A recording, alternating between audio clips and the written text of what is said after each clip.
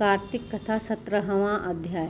नारद जी कहते हैं, उस समय शिव जी के गण प्रबल थे और उन्होंने जलंधर के शुंभ निशुंभ और महासुर कालनेमी आदि को पराजित कर दिया। यह देखकर सागर पुत्र जलंधर एक रथ पर, जिस पर की लंबी पताका लगी हुई थी, चढ़कर युद्ध भूमि में आकर घोर संग्राम करने लगा। इधर जयशील शंकर के गण भी युद्ध में तत्पर होकर गरजने लगे। इस प्रकार दोनों सेनाओं के हाथी, घोड़े, रथ, शंख, भेरी तथा दोनों ओर के वीरों के सिंहनाद से पृथ्वी त्रस्त हो गई। तत्पश्चात जलंधर ने कोहरे के समान बाणों को फेंककर पृथ्वी से लेकर आकाश तक व्याप्त कर दिया और नंदी को 5, गणेश को 5 तथा वीरभद्र को एक साथ 20 बाण मारकर उनके शरीर को छेद दिया और मेघ के समान गर्जन करने लगा। यह देखकर रुद्रपुत्र कार्तिकेय ने भी दैत्य जलंधर को अपनी शक्ति उठाकर मारी और घोर गर्जन किया, जिसके आघात से वह पृथ्वी पर गिर पड़ा। परंतु वह इतना बली था कि शीघ्र ही उठकर खड़ा हो गया और क्रोधाविष्ट होकर कार्तिकेय पर अपनी गदा का प्रहार कर दिया। ब्रह्मा वरदान की सफलता के लिए शंकर पुत्र कार्तिकेय पृथ्वी पर सो गए। गणेश जी और नंदी भी व्याकुल होकर गदा प्रहार से पृथ्वी पर गिर गए। वीरभद्र का सिर फट गया और बहुत सा रक्त बहने लगा। वीरभद्र को पृथ्वी पर गिरा देखकर शंकर के गण चिल्लाते हुए संग्राम भूमि छोड़कर बड़े वेग से भाग निकले। बोलो श्री कृष्ण भगवान की जय। लक्ष्मी नारायण भगवान की जय। 18वां अध्याय। देव ऋषि नारद जी ने कहा, अब रौद्र रूप महाप्रभु शंकर अपने वीर गणों के साथ नंदी पर चढ़ हंसते हुए युद्ध भूमि में आए। तब उनको आया देखकर उनके पराजित गण फिर लौट आए और उन्होंने सिंहनाद करते हुए आयुधों से दैत्यों पर प्रहार करने लगे। भीषण रूपधारी रुद्र को देख दैत्य भागने लगे। तब युद्ध में अपने दैत्यों को परान्मुख होते देखकर जलंधर हजारों बाण छोड़ता हुआ भगवान शंकर की ओर दौड़ा। उसके शुंभ निशुंभ आदि वीर भी क्रोध से अपने होठों को काटते हुए भगवान शंकर की ओर दौड़े। इतने में भगवान शंकर ने जलंधर के सब बाण जालों को काटकर अपने गणों को निर्भय करके अपने अन्य बाणों की आंधी से दैत्यों को पीड़ित कर दिया। खरगोरमा नामक दैत्य को अपने फरसे से मार डाला। बलाहक का भी सिर काट दिया। धस्मन भी मारा गया और शिवगण चिशिखा ने प्रचंड नामक दैत्य का सिर काट डाला। किसी को शिव जी के बैल ने मारा और कई उनके बाणों द्वारा मारे गए। यह देखकर जलंधर अपने शुंभ आदि दैत्यों को धिक्कारने लगा और भयभीतों को धैर्य देने लगा, पर किसी प्रकार भी भयग्रस्त दैत्य दोबारा युद्ध भूमि में आने को तैयार न हुए। दैत्य सेना ने पलायन किया। तब महाक्रुद्ध जलंधर शिवजी को अपनी ओर ललकारने लगा। साथ ही उसने 70 बाण मारकर शिवजी को दग्ध कर दिया तथा और भी बहुत से बाणों का प्रहार किया। शिवजी उसके बाणों को काटते रहे, यहाँ तक कि उन्होंने जलंधर की ध्वजा, छत्र और धनुष को भी काट दिया। फिर 7 बाण मारकर उसके शरीर में आघात पहुंचाया। धनुष के कट जाने से जलंधर ने एक प्रचंड बाण मारकर उसकी गदा के टुकड़े टुकड़े कर दिए। तब उसने समझा कि यह मुझसे अधिक बलवान है, अतएव उसने गंधर्वी माया उत्पन्न कर दी। अनेक गंधर्व और अप्सराओं के गण उत्पन्न हो गए। वीणा और मृदंग आदि बाजों के साथ नृत्य और गान होने लगा। इससे अपने गणों सहित रुद्र भी मोहित हो गए। उन्होंने युद्ध बंद कर दिया। फिर तो काम मोहित जलंधर बड़ी शीघ्रता से त्रिनेत्र भगवान शंकर का रूप धारण करके वृषभ पर बैठकर पार्वती के पास जा पहुंचा। उधर जब पार्वती ने अपने पति को आते देखा तो अपने सखियों का साथ त्याग दिया और आगे आई।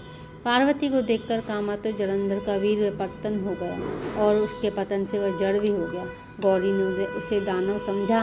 वह अंतर्ध्यान होकर उत्तर की ओर मानस पर चली गई। तब वहाँ पार्वती को न देखकर जलंधर फिर शिवजी की ओर लौटा। उधर पार्वती जी ने भगवान विष्णु को बुलाकर दैत्य धन का वह कृत्य कहा और यह प्रश्न किया कि आप इससे अवगत हैं।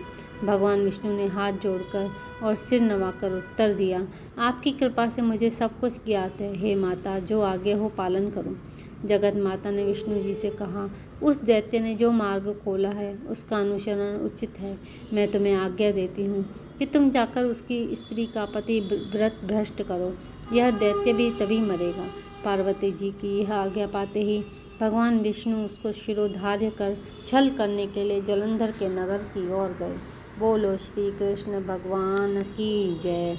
लक्ष्मी नारायण भगवान की जय। बाबा आत्मदास महाराज जी की जय। कार्तिक कथा 19वां अध्याय। राजा पृथु ने कहा, हे देवर्षि, अब आप यह कहिए कि भगवान विष्णु ने वहां जाकर क्या किया तथा जलंधर की पत्नी का पतिव्रत कैसे भ्रष्ट हुआ। नारद जी बोले, जलंधर के नगर में जाकर भगवान विष्णु ने उसकी पतिव्रता स्त्री वृंदा का पतिव्रत भंग करने का विचार किया। वह उसके नगर में एक उद्यान में जाकर ठहर गए और रात में उसको स्वप्न दिया। वह उनकी माया और अद्भुत कार्य पद्धति थी।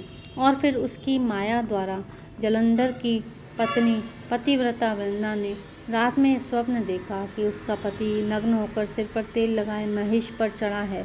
वह काले रंग के फूलों की माला पहने हुए है तथा उसके चहुओर हिंसक जीव हैं। वह सिर मुंडाए हुए अंधकार में दक्षिण दिशा की ओर जा रहा है। उसने अपने नगर को समुद्र में डूबा हुआ देखा और इस प्रकार से बहुत भयानक सपने देखे।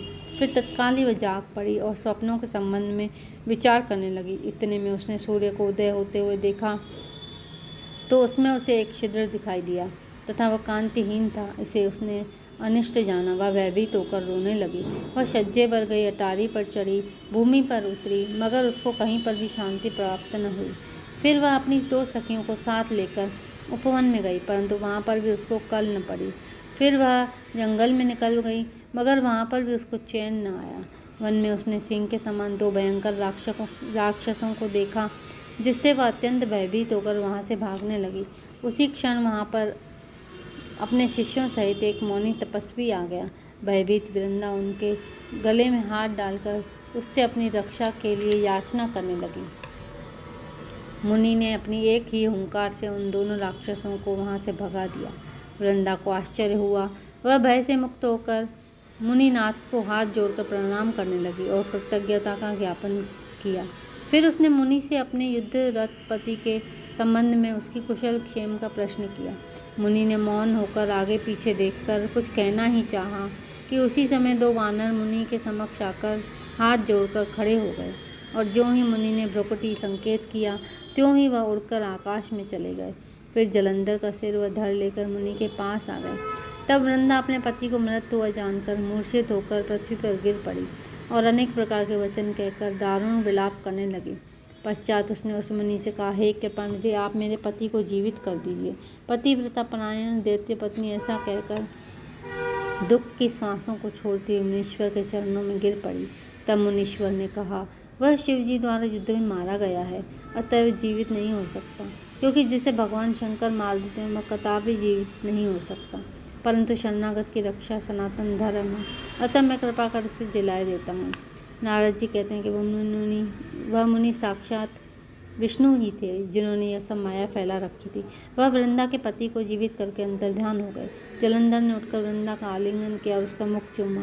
वृंदा भी पति को जीवित हुआ देखकर अत्यंत हर्षित हुई और अब तक हुई सब बातों को स्वप्न समझा। पश्चात वृंदा सकाम हो बहुत दिनों तक उसी वन में अपने पति के साथ विहार करती रही।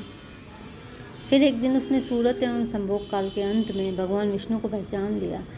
अतः उन्हें ताड़ित करती हुई बोली, हे पराई स्त्री से गमन करने वाले विष्णु, तुम्हारे शील को धिक्कार है। मैंने जान लिया है कि वह मायावी तपस्वी तुम ही थे। हे राजन, ऐसा कहकर परम क्रुद्ध हो पतिव्रता वृंदा ने अपने तेज को प्रकट करते हुए शाप दिया। जो तुमने अपनी माया से 2 राक्षस मुझे दिखाए थे, वही दोनों राक्षस किसी समय तुम्हारी भी स्त्री का हरण करेंगे और उसके विरह में दुखी होकर तुम वानरों की सहायता से वन में भ्रमण करोगे और वह सर्वेश्वर जो इस समय तुम्हारा शिष्य बना है वह वहाँ तुम्हारा साथ ही रहेगा। ऐसा कहकर पतिव्रता वृंदा भगवान विष्णु के लाख मना करने पर भी अग्नि में प्रवेश कर गई। ब्रह्मा आदि देवता आकाश से उसका प्रवेश देखते रहे। वृंदा के शरीर का तेज श्री पार्वती जी के शरीर में चला गया और आकाश से जय जय शब्द होने लगा। पतिव्रत धर्म के प्रभाव से वृंदा ने मुक्ति प्राप्त की। बोलो श्री कृष्ण भगवान की जय, लक्ष्मी नारायण भगवान की जय, बाबा आत्मदास महाराज जी की जय। कार्तिक कथा 20वां अध्याय। राजा पृथु ने कहा, हे देवर्षि, इसके पश्चात युद्ध में क्या हुआ तथा वह दैत्य कैसे मारा गया?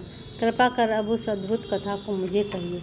देवर्षि नारद जी बोले, जब गिरिजा वहाँ से अदृश्य हो गई और गंधर्वी माया भी विलीन हो गई, तब भगवान वृषध्वज चैतन्य हो गए। उन्होंने लौकिकता व्यस्त करते हुए बड़ा क्रोध किया। फिर भगवान शंकर जलंधर से युद्ध करने लगे जलंधर शंकर के बालों को काटने लगा, परंतु जब काट न सका तो उसने माया की पार्वती बनाकर अपने रथ पर बांध ली और शुंभ निशुंभ द्वारा विद्यमान थी और विलाप कर रही थी। तब अपनी प्रिय पार्वती को इस प्रकार कष्ट में पड़ा देखकर लौकिक लीला दिखाते हुए भगवान शंकर प्रकट जनों की तरह व्याकुल हो गए और उन्होंने अग्निपुंज की तरह भयंकर रौद्र रूप धारण कर लिया।